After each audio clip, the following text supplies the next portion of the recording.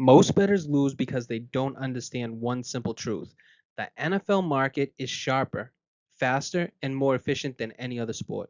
But that doesn't mean that you can't beat it. In this video, I'm going to walk you through how professional bettors approach the NFL, from bankroll management and modeling to power ratings and spotting value before the line even moves. This isn't hype, it's data, it's discipline. Welcome to Grandstand Sports Data and our 2025 NFL betting guide. Let's start building your edge. And so the NFL is the biggest sports betting market on the planet. And that's something that you have to understand. And it's also the sharpest. So if you got millions of bettors, algorithms, and professional money all shaping these lines every single week, that means the odds are very efficient.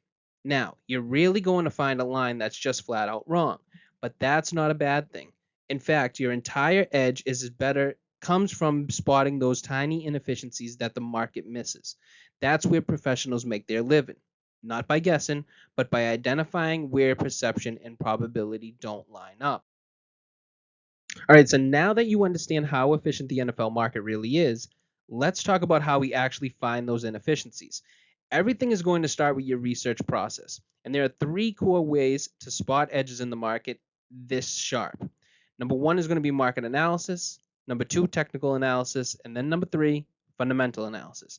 Now, market analysis is absolutely crucial. If you can't read how the market moves, where the sharp money is going, where lines are adjusting, and which numbers truly matter, you're not going to be profitable in the long term. At least not in the NFL, not in the NBA, not in any big market sport. Reading the market is absolutely crucial if you're in a big market sport. You have to remember that. Next is technical analysis and fundamental analysis. And this is where we'll dive deeper into the NFL later in this guide. We're going to be breaking down modeling, stats, matchups, injuries, weather, and coaching. Everything. You won't be able to miss anything. So, and then if you don't know yet how to read the market, make sure that you subscribe here to Grandstand Sports Data, because one of our next sports betting videos is going to be all about mastering that skill, basically for any big market sport. Okay, so let's talk about the core bet types that you'll see every week in the NFL. And first up, we're going to have point spreads. Now, when it comes to point spreads, these are basically the bread and butter of football betting. You're not just picking who wins, you're betting the margin of victory. You'll hear people mention key numbers as well: 3, 7, and 10. Those are the most common scoring margins in the NFL, and games land on those numbers more than any others, which means every half point around them can make or break your season. So getting a plus 3.5 instead of a plus 3 isn't as small as you may think. It may be the difference between a push and a profit. So then you got the totals now. And the totals, or the over under, these are all about predicting the scoring environment, right? You want to know things like pace, red zone efficiency, and especially weather as well. If you understand how these factors interact, totals can be softer than spreads most of the time. Now we're going to move on to other types like money lines. And money lines are very simple. You're betting who wins outright. They're a great tool for identifying undervalued underdogs or short favorites when the spread doesn't reflect true probability. Next is going to be props, and these are exploding in popularity. These are individual player or team stats, things like QB passing yards, running back carries, wide receiver receptions. They're often the least efficient markets, which means that if you're data driven, you can actually find some real edges in this market. Next, or finally, is going to be futures. And these are season long bets like win totals, Super Bowl odds, or even the MVP. And they reward bettors who can project the team efficiency and value before the public even catches up to them. So, from experience from over here on this side, the smartest path is to master one type first. Get comfortable reading how that market moves and then layer in the others once you understand how technical stats and fundamentals all connect to each other. Later in this guide, we're going to dive a little bit deeper into how those two combine, the technicals plus the fundamentals, to find value inside of each of these markets. All right, so let's take a quick minute just to touch on bankroll management for the NFL. So first off is going to be the NFL is a marathon, it's not a sprint. So you only get about 20 slates per season, including the playoffs. And if you burn through your bankroll in week 6, you have no ammo left for when the best edges start to show up. Talking about late in the year when you have more injuries, you have more weather concerns, then you have motivation from certain teams and lack of motivation from other teams. That's what really separates sharp bettors from the public. So, coming off of that, let's talk about the three ways that you can grow your bankroll.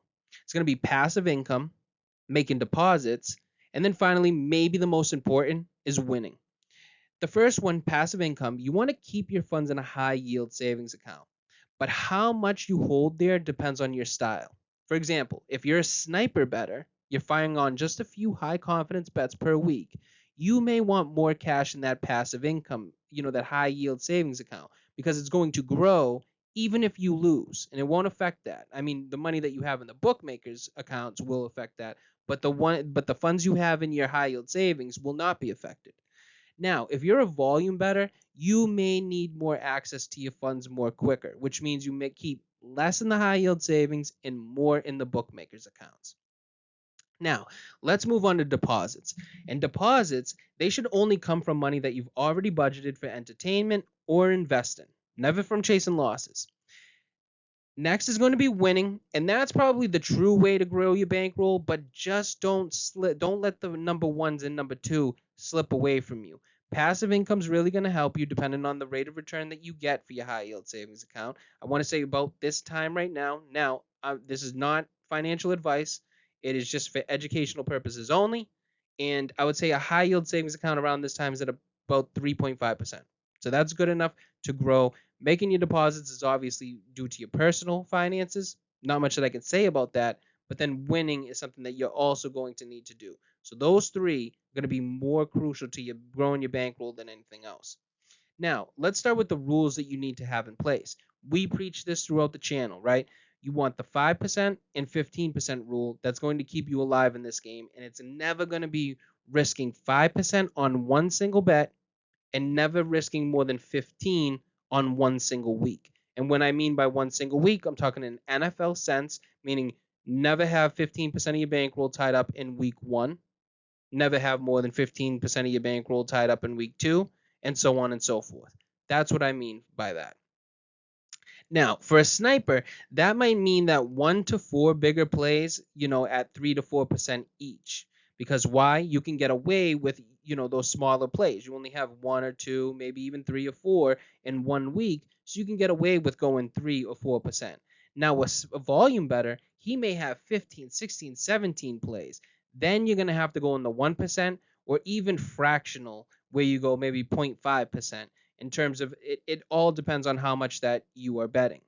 So I don't want to spend too long on this because bankroll management is really universal. It applies to any sport, not just the NFL. But if you don't have this foundation right, nothing else will matter in the betting world. All right, so no matter what sports you're betting, every decision starts with one thing: your line. And when I say your line, I mean the number that your own process produces, whether that comes from modeling, fundamental research, or even both. Sometimes right on the market number, sometimes it might be half a point off. Sometimes it may be way out in space and be 10 points off. That's fine. The point is to measure it compared to the market, test it, and then find out if it has a proven edge. So the question is very simple: does your line show a repeatable edge compared to the market's line? Now, you're going to track that basically using these two things: expected value and closing line value. Now, expected value, or EV, is what tells you if your projection beats the market. You only want to bet when the value is positive and when your probability suggests that you're getting the best of it. Next is going to be closing line value, or CLV. And this tells you if the market ultimately agrees with you. So if you're consistently beating the closing number, you're doing it right. And that's one of the strongest indicators of long-term profitability. Why? Because if you can prove over and over again, however you find your line, that it's consistently beating the closing line value, that means that majority of the time, when you place a bet, you're getting the best number. And that's huge in sports betting. So here's another thing: if you have both positive EV and closing line value for whatever it is that you're measuring, say it's your line in this case, that's going to be your green light to place that bet as soon as possible. Now, if you've got positive EV but no closing line value, that's where your style comes into play. Some volume bettors, that's enough, right? They might still fire because they're playing as many edges as possible. Whereas snipers, they might wait for that market confirmation before even pulling the trigger. But either way, you can't skip this step. Every bet you make has to start with your line because that's how you separate discipline analysis from just guessing. Now, let's talk about market analysis. And this is the most crucial tool in sports betting, especially in big markets like the NFL. The key is going to be reading the market, is learning how to become a contrarian. You do that by watching three main signals here: bet percentage, money percentage, and then market movement. So when the majority of bets are on one side, but the money is on the other, that is screaming at you where the sharp action is.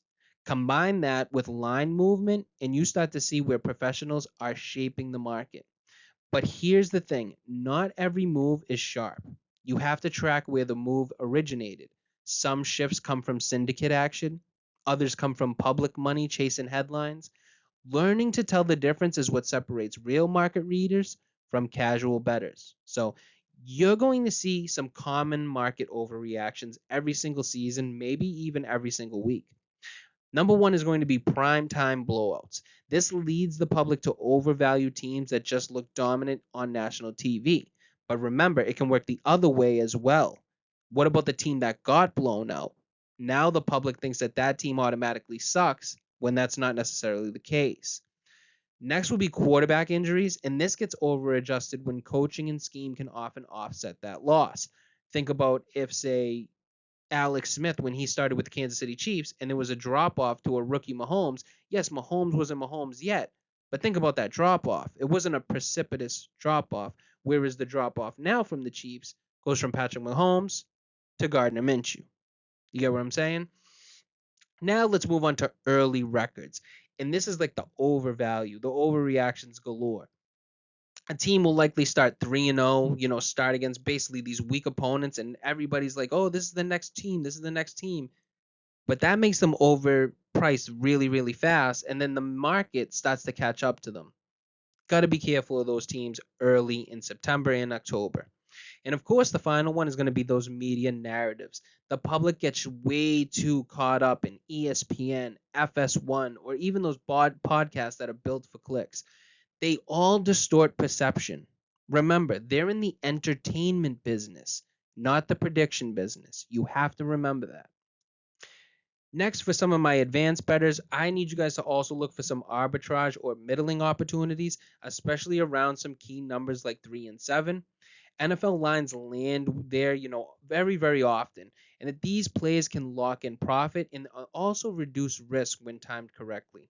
Now, we're not going to go too deep into market analysis here because it applies across every big market sport like the NBA, MLB, college football, all of them. This guide is going to be tailored toward the NFL. So we're going to move forward and talk about the fundamental and technical factors that truly drive football specific edges. All right, so let's jump to our fundamental analysis for the NFL, and we're going to start with those core NFL factors. Starting with the first one, we got home field advantage, and it matters, right? But it isn't necessarily uniform. And what we mean by that is that teams like Seattle, Kansas City, Buffalo, those venues are worth more than just, the half empty stadiums.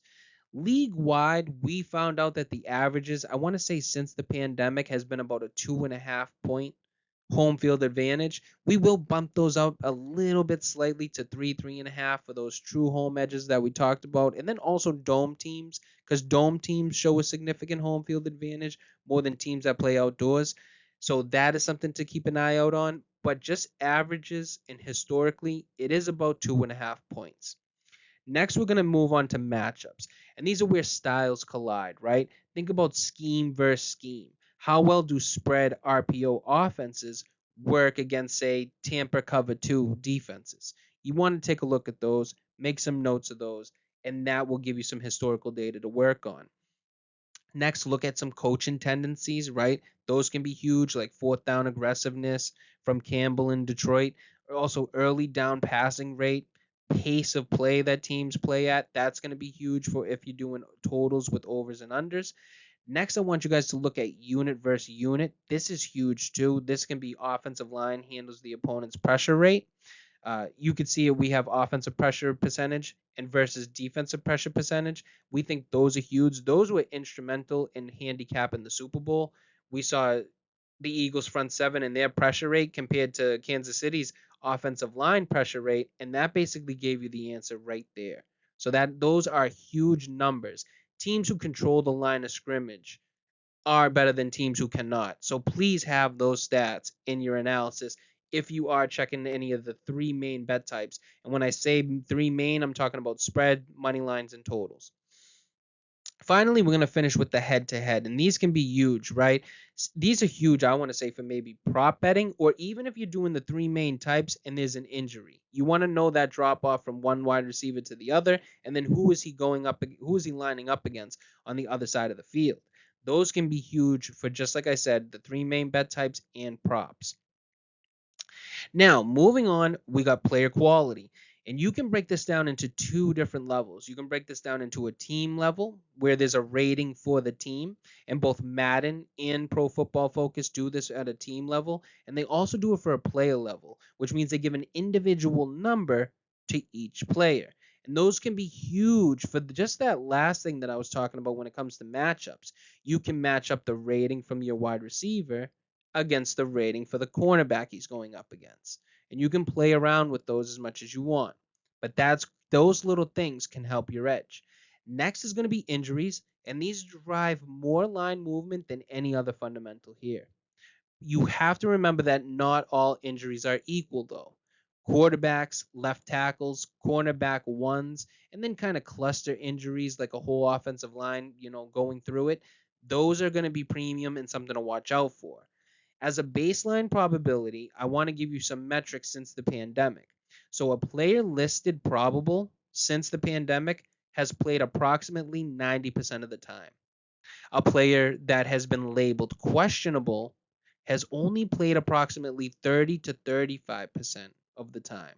So price that drop off from the backup, from the starter to the backup, and then kind of know that if a guy gets listed questionable, it's not necessarily a coin flip that he will play. It's actually a little bit less based on historical data.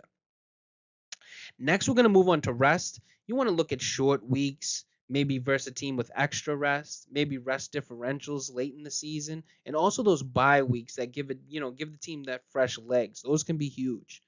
Next is going to be travel, right? Long hauls and those time zone jumps. Those kind of suck for teams.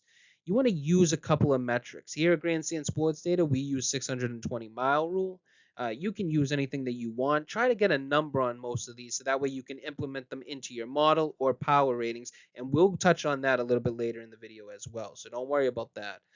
Motivation is also another one. You're talking about those playoff pushes. Maybe there's an elimination spot. Division games are huge. People freak out about, Team A, Team B, and they say Team A's been winning all year long. They're playing Team B, and Team B sucks. So Team A is going to wipe the floor with their ass. And they kind of miss the fact that it's a division game and these teams play each other twice a year. And it's not. They don't wipe the floor with their ass. It's actually a closer game than people expect. You have to take a note of that. You need to notice that, even though teams can be inferior, when you play someone so many times, you start to get adapted to their style.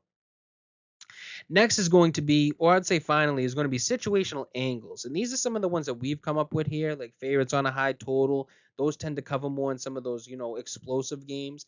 Dogs on a low total kind of gain value in those divisional games. Those are one things that we said kind of look at here at Grandstand Sports Data. You also want to tie some pace metrics into that so you can do your over-unders or your totals. Those can be huge. So if you're just getting started and you need a little bit of tips, I would say focus on the big three that are here. I would focus on injuries, I'd focus on rest, and then I would focus on travel.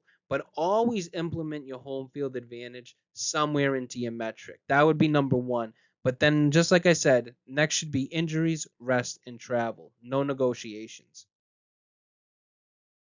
All right, so now that we covered the core factors, let's start moving into the secondary and external factors that often separate good bettors from elite ones. I'm going to start with, I'm going to call it the most important out of all of them, and that is coaching. It's exactly what I said. I think it's the most important of the group. It's arguably the most overlooked. The head coach basically sets the tone. But then you also want to measure in some of the coordinators, especially the offensive and defensive play callers, right?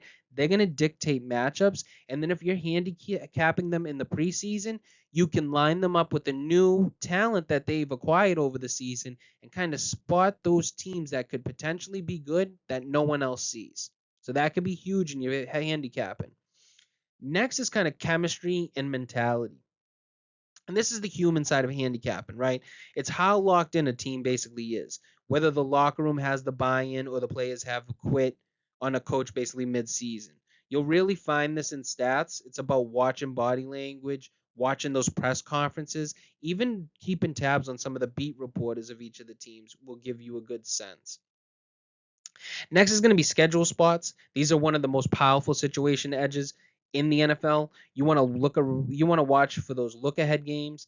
Team playing, a weaker opponent this week before a divisional showdown, so they'll kind of take their foot off the gas.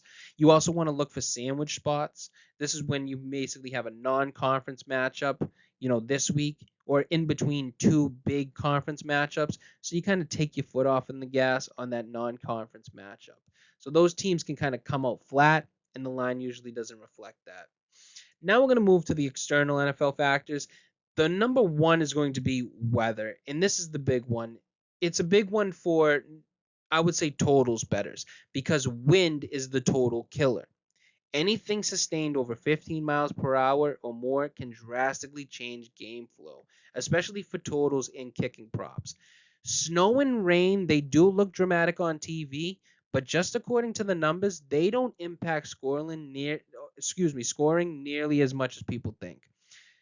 Next is going to be venue. This matters too. Think about Denver's altitude or turf versus grass. I know Detroit, one of the years, they played almost 75% of their games on turf and they looked amazing, but they played like shit on grass and nobody noticed it. And no one would have noticed it unless you looked up those splits. Now, finally, is the officiating crews. And I say this because some refs call more holdings or more pass interferences. This basically slows the game down. It pushes totals basically lower. Others let them play, and that means maybe more drives, more points. It's something that you can keep maybe in your pocket. So if you're newer to betting, just like in the last slide, we want you to kind of start with the simple ones. I would say focus on coaching, schedule spots, and weather. Those are the first ones out of these on this page. Those alone can swing outcomes when combined with some solid technical and market analysis.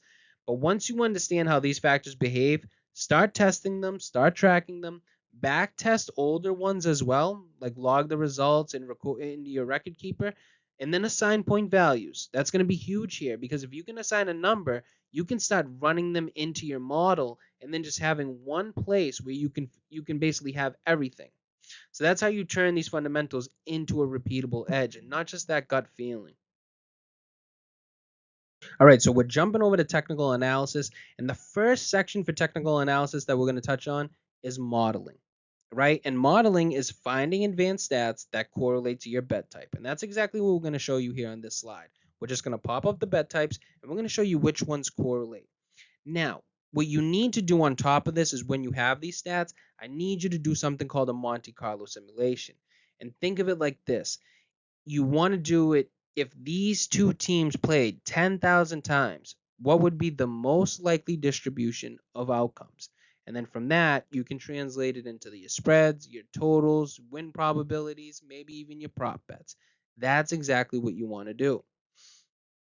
Now, you're also going to see another theme when we're talking about spreads and money lines. And these are about who's better relative to the line or who's a better team just overall. And we weight these per play or schedule adjustment numbers first, but I will say that the key theme that you're going to see here is differentials. Why? Because better football teams are well balanced. And I mean well balanced on offense and on defense. I don't mean that their offense is ranked number 1 in the NFL, but their defense is ranked number 32. No, that's not a good enough football team. And you will see that in your analysis when you run these differentials. But you don't just run offense, you don't just run defense, you're trying to measure the whole team. So the first ones that you start with is points per game differential. This is probably self-evident, right? You want to know if your team is scoring more on average than it's letting up. Pretty self-explanatory. Same thing for yards per play. That's going to test basically how well you're traveling down the field. It's also teaching you, first downs. If you're averaging 6 yards per play, well, you're going to get a first down every 2 plays on average. You got to remember it's on average, but it's differential. So it's taking your yards per play for minus your yards per play against, and that's how it's measuring you. Next will be scoring percentage differential, and this is basically your scoring rate. How many of your drives have ended in a score. Now the differential factors in, remember, offense and defense. Turnover percentage differential, that's pretty evident. Now some people will say you didn't put turnover differential, you put turnover percentage differential. Yes, because what this is measuring is how many percent of the drives did you have a turnover or did your defense create a turnover? That's more important than just the volume number.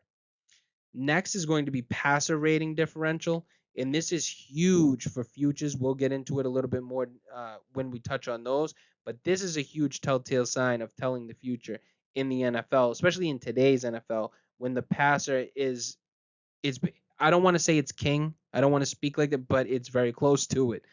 Success rate differential. This is how well your team drives down the field. You want to measure that on both offense and on defense. Finally, will be EPA per play differential. This is huge as well. It's an advanced metric that's factoring in strength of schedule, down and distance at certain times, and how well basically a play's impact is, and if it will, finalize into a score. And you measure that both on offense and defense. And then DVOA is a little bit different. It's more of just a schedule adjusted team efficiency metric. And what this means in layman's terms is they're taking every single metric. So, for instance, you can find the DVOA on points per game. But what it does is it gives you the true points per game. So it takes a team like Indianapolis this year, it takes all their numbers and it compares them to their strength of schedule. So let's just say, for instance, Indianapolis was ranked number one across the board, but then when you factor in their strength of schedule, it's not as strong as some other teams that are maybe like 4-1, 5-1, who have played better competition. So therefore, they kind of get knocked down a little bit from their DVOA adjustment. I hope that makes sense. Now we're going to move on to some of the totals and over-unders. Now, the advanced stats are a little bit different here, right? You're going to be looking at more pace. These are seconds per play. This is going to give you that difference between teams because they want to know how many plays are being run, how fast they're being run, and that's obviously going to affect the score of the game. You next want to take a look at explosive play differential. I put triple P here, and all that means is points per play. That's it. You take the points and you divide it by the plays, and that will give you an explosive rate. That's simple. Next would be EPA differential, EPA per play differential. We've already touched on that. Next will be red zone efficiency differential. This is another one because this is measuring touchdowns versus field goals. Obviously, the teams who are converting touchdowns when they get to the red zone instead of field goals are going to have a higher chance of getting overs. And then if you look at it the other way, teams are getting field goals instead of touchdowns, you may want to be looking at some of the unders in those specific teams. Okay, so let's take a look at some of the props involved here and what you should be looking at. Well, when it comes to quarterback props, you want to start with probably a metric like adjusted net yards per attempt, right? Because it takes in sacks, picks, and then it layers in other things as well. Pass rating over expectation is huge too. You want to know the pass rate over that expectation and to know how a team wants to play, not just how they played last week.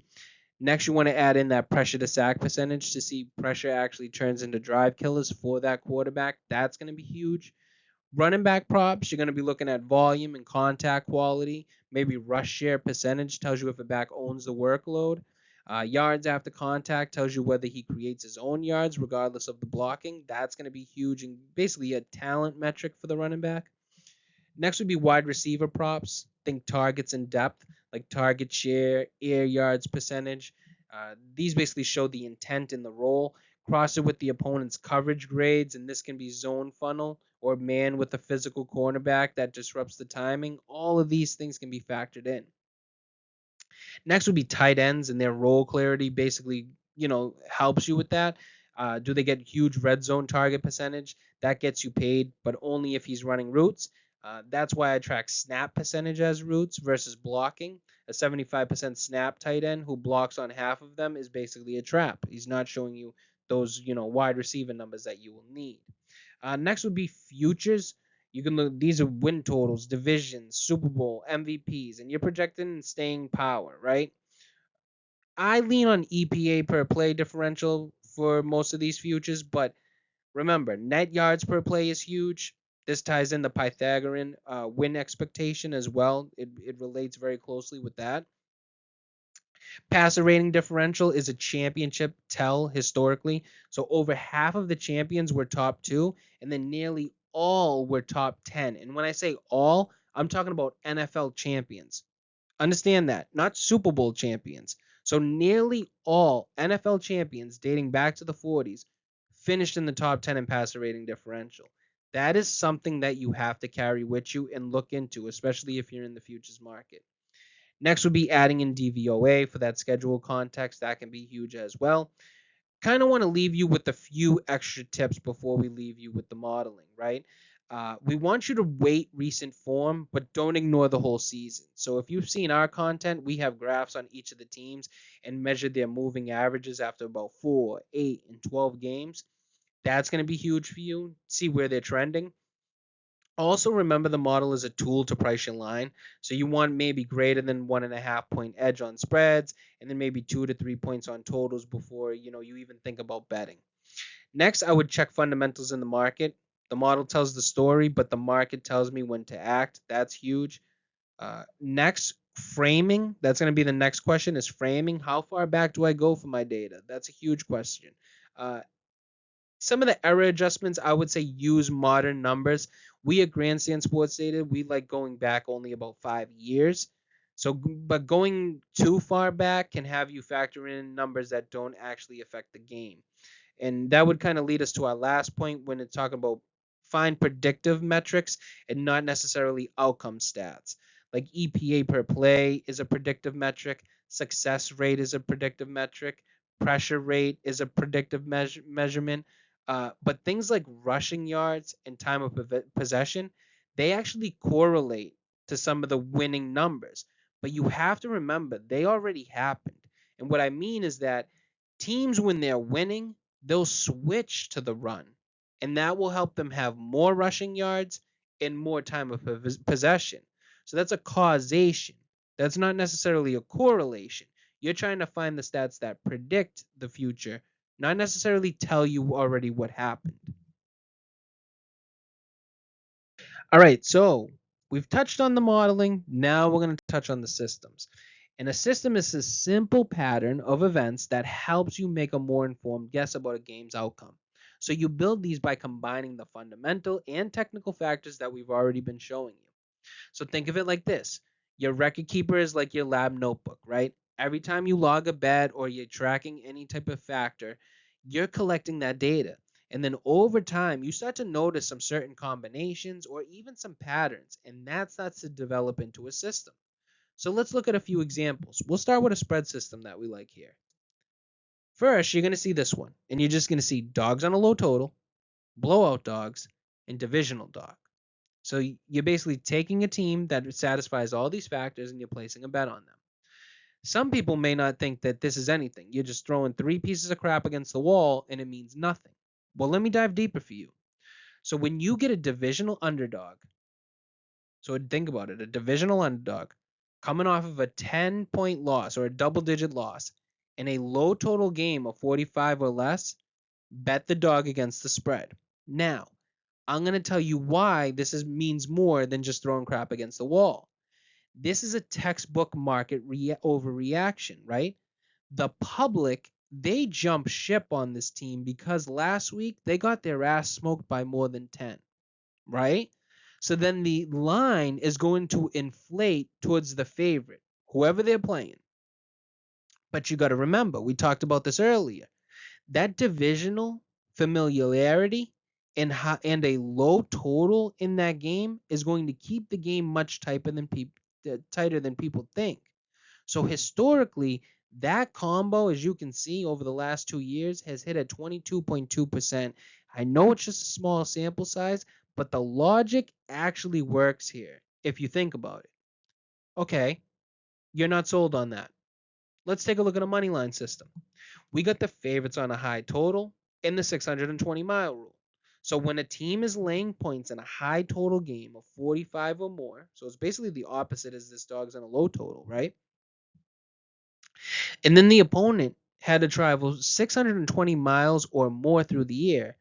You want to bet the money line, bet the favorite on the money line. Why? Because that long travel is going to be draining legs, drains the defense's legs, the offensive legs of the team that's traveling. And then that high total is telling you that this game is going to be a track meet. So the team with the I would say the more fatigued legs from travel is going to be playing in a high paced game. That's not good for the road team. You would go with the favorites on a high total. And that is almost one at a 10% clip over the last 2 years. It's gone 42 and 15.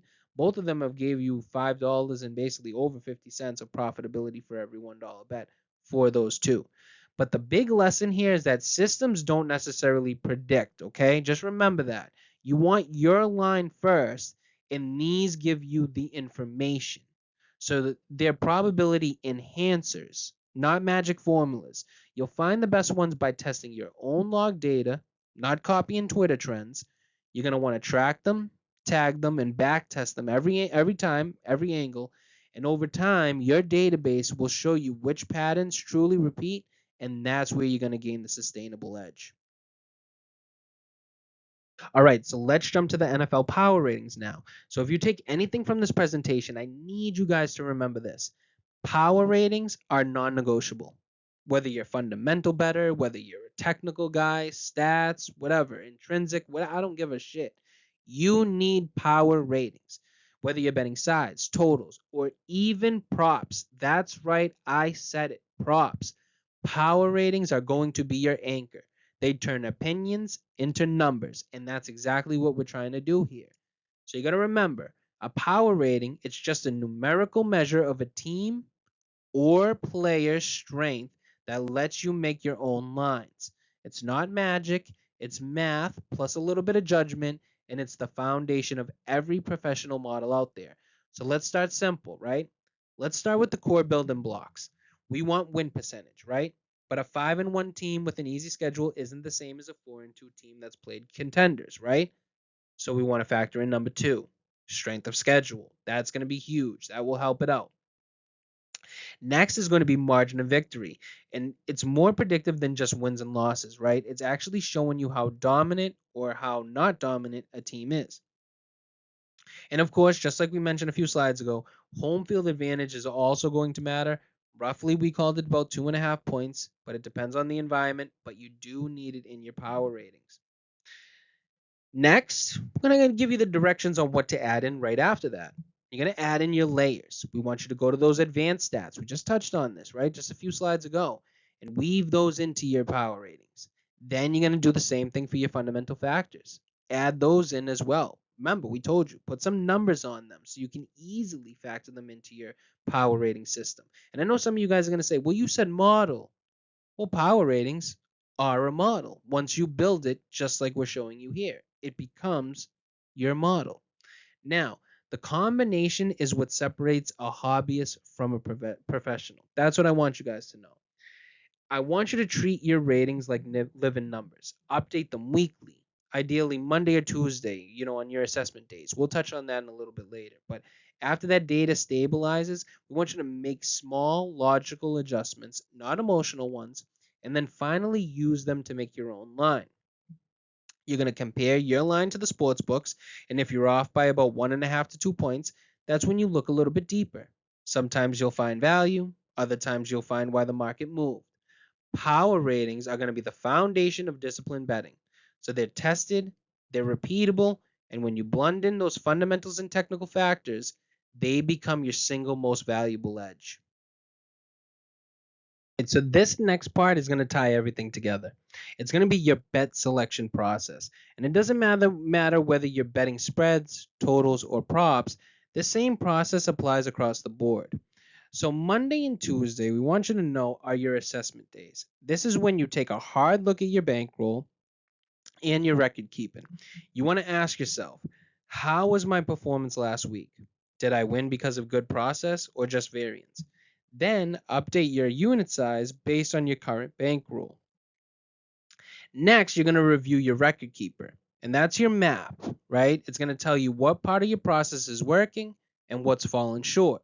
So if certain stats or indicators consistently lead you to winners, highlight those. And if they don't, you want to trim that fat. Then we want you to move into updating your research process. We want to refresh your fundamentals and technical factors, rerun your predictions, and then check your new slate. So once you have your updated line, start comparing it to the market. Now, if your line shows a proven edge versus the consensus line, and especially if it's backed by historical close and line value, that's when you get the green light to place that bet. Now, from about Wednesday through Saturday, we want you to keep tracking the market, right? Are sharp lines or books that move first trending toward your line? Are consensus lines, the ones that lag behind, slow to catch up? Well, that's going to be a signal that your edge is real and it's time to fire. The best time to do this market reading is from Wednesday to about Saturday. But then we want to talk about Sunday morning. And this is a window a lot of bettors overlook. By then, the public money starts flooding in. Think about it. You and your buddy are sitting on your couch at 12 o'clock, in noontime, Eastern Standard Time on Sunday. And your buddy sits on the couch, you're like, yeah, dude, what bet should I start firing off? That is what the sharp bettors love. That's going to create those opportunities. You'll often see those market indicators start to line up with your original edge right before kickoff. Why? Because that public money starts flooding in. So if the market confirms your line, even if it's late, that's another go signal. The bottom line here is that if you're going to find technical and fundamental edges, you will find those early in the week.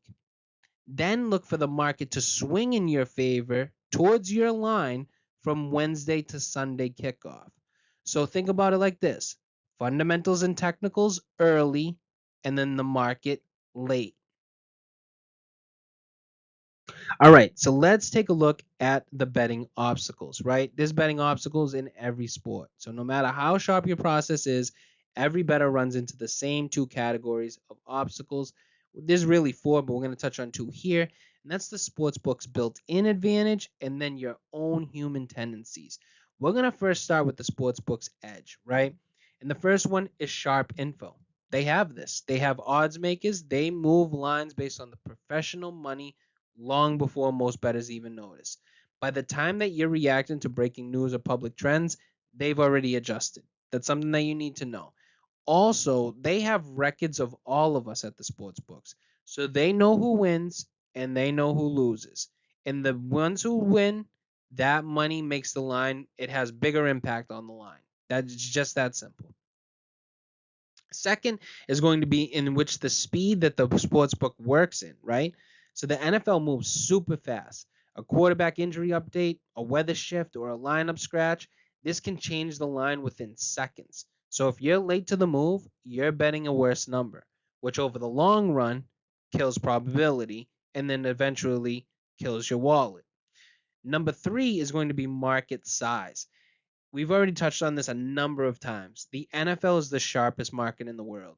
So every professional syndicate and every casual bettor is firing at the same lines. And that means your edge has to come from understanding, that's right, you guessed it, how to read the market. You must know how to read the market in the NFL.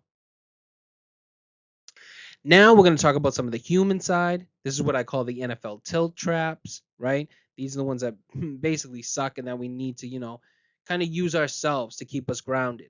The first one is going to be chasing on Sunday or Monday Night Football. Been here before, right? You have a rough Sunday slate. You want that prime time bailout. Everyone's been there.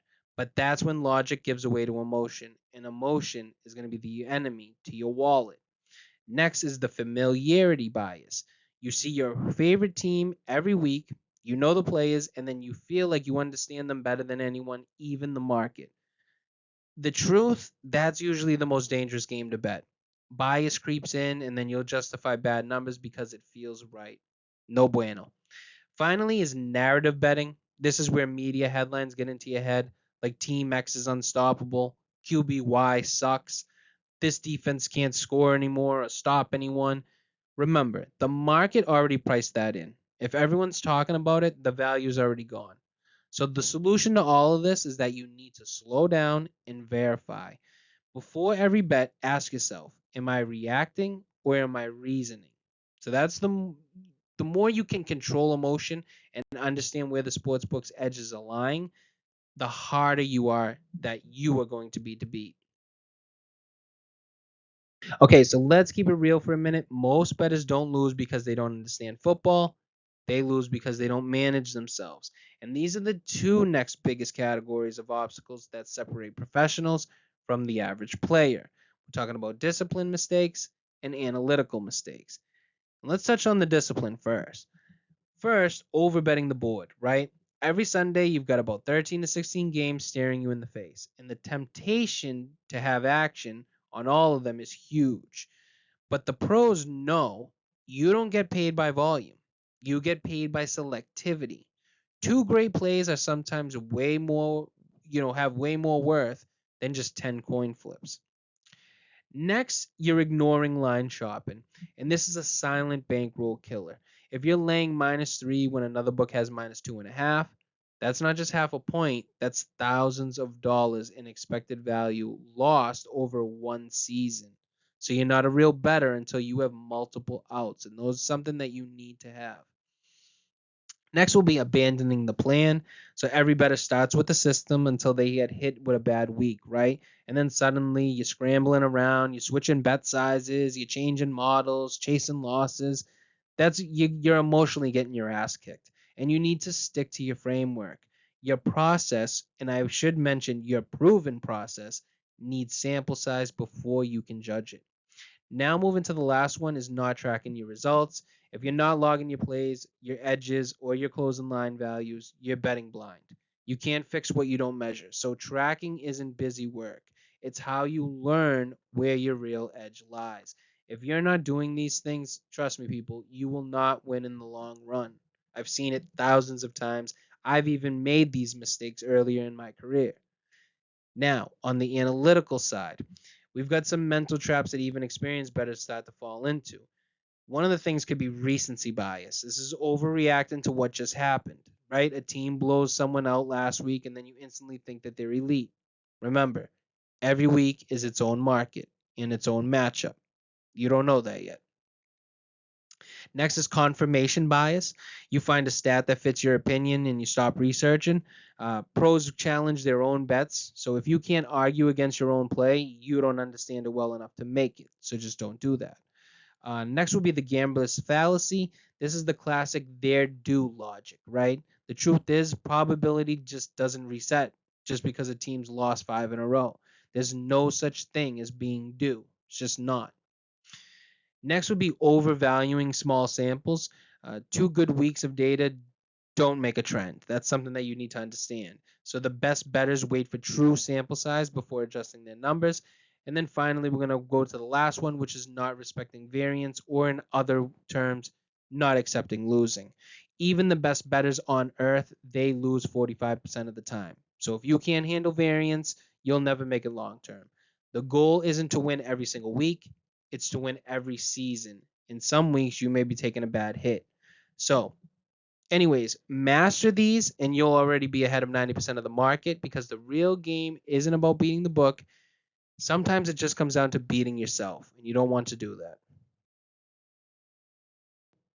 Okay, so to wrap things up, the best bettors never stop learning. So in this game, if you're not growing, you're not staying the same. You're basically falling behind. And the market's always constantly evolve.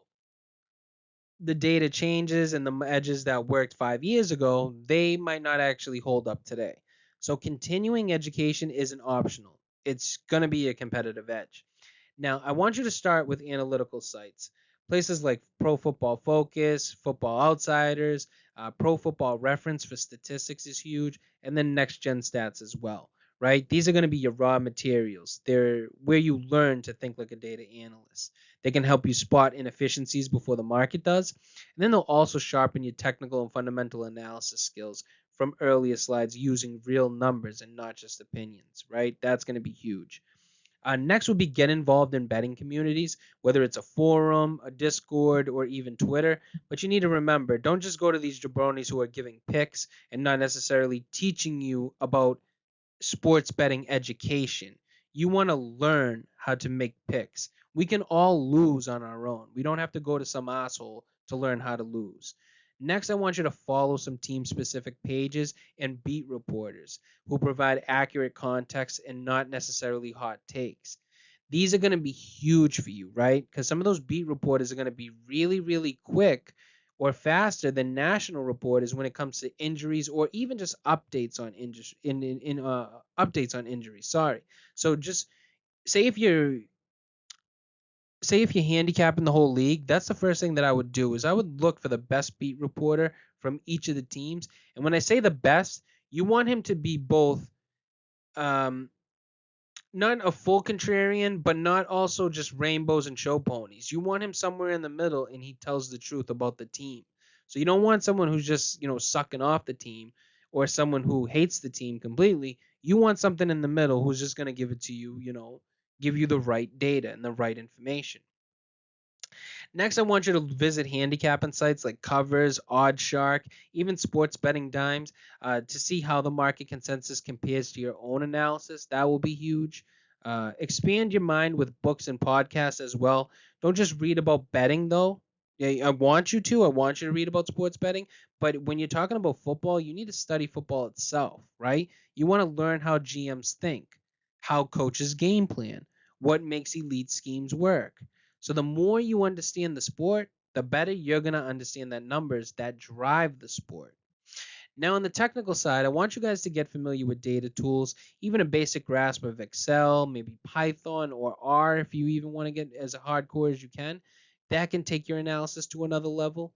They'll help you back test systems, clean some data, and then find trends that the naked eye might not be able to spot. Finally, use tools like sportsoddeshistory.com. It's one of the best resources for gathering historical line data and then back testing some of those factors that we talked about, whether it's home field advantage, rest, totals, injuries, doesn't matter. And then what you could do is you take the factor that you're trying to answer and you can back test it through all those odds and see if it actually has, a significance to the market. Now, everything that we've covered in this presentation from bankroll management, modeling, psychology, power ratings, all of it gets stronger the more that you learn and test. So remember, edge is coming from evolution. Keep refining, keep studying, keep challenging your own beliefs, and that's what's going to separate the bettors who last from the ones who burn out.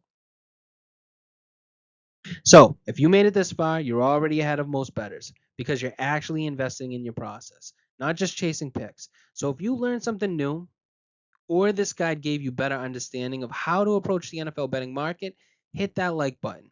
It really helps the channel reach more serious bettors like yourself.